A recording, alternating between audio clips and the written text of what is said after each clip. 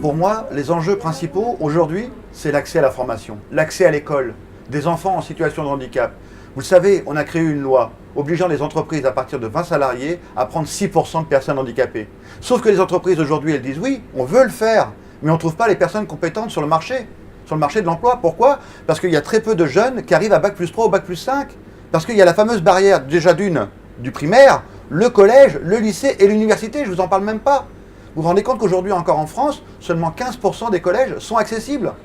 Donc voilà, on en est encore aujourd'hui à dire à des jeunes, on est désolé, on ne peut pas t'emmener à Bac+3, Bac+5, mais rassure-toi, tu vas pas réussir ton école, tu vas être en échec scolaire, mais on te donnera 800 € par mois à vie pour t'aider. Mais quelle richesse qu'il y a là-dedans? La personne en situation de handicap ou le gamin, lui, ce qu'il a envie, c'est d'avoir un avenir, de vivre du fruit de son travail. C'est ça le plus important aujourd'hui, c'est de vivre du fruit de son travail, de ne pas être dépendant des autres, d'être autonome. Donc voilà, pour moi, aujourd'hui, l'enjeu majeur, c'est ça. Si on veut accéder à l'emploi, il faut d'abord accéder à la formation. C'est vraiment primordial.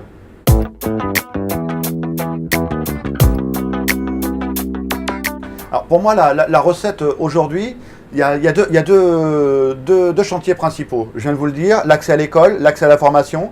Et le deuxième, puisque les chefs d'entreprise ont une politique d'emploi dans l'entreprise, mais on a peur. Le salarié, le manager, lui dit ok au chef d'entreprise, tu veux avoir une politique emploi de personnes handicapées, je suis d'accord, mais c'est bien dans le bureau d'à côté, pas dans mon équipe. Puisque le manager, lui, va se dire quoi? Si je l'ai dans mon équipe, est-ce que je vais perdre des parts de marché? Est-ce que je vais être moins compétitif? Il a peur. Pourquoi il a peur? Parce qu'il est dans l'ignorance. Il est dans la méconnaissance de la personne en situation de handicap. Donc qui dit ignorance dit je ne m'avance pas, j'y vais pas, j'ai peur. Alors qu'une personne handicapée qui a eu la chance d'aller à Bac+3 ou Bac+5, comme je vous disais tout à l'heure, elle attend qu'une chose, la confiance qu'elle mérite.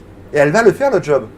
Voilà les deux chantiers. L'accès à l'école et rassurer les managers et les salariés dans le monde de l'entreprise.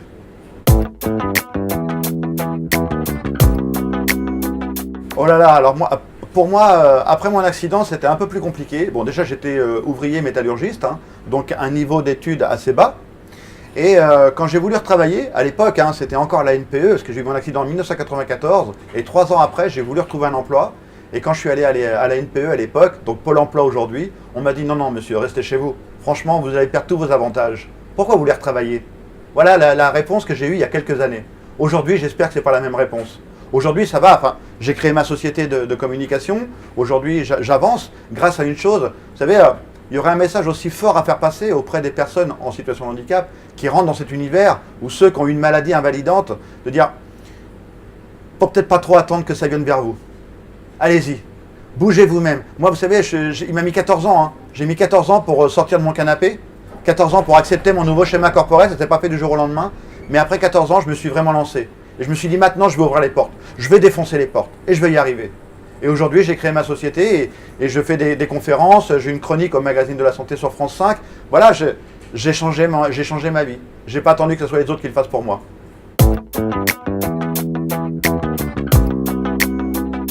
Mais je pense que les habits olympiques, c'est montrer les compétences, justement. Montrer les compétences des personnes en situation de handicap. Dédramatiser un peu cet univers.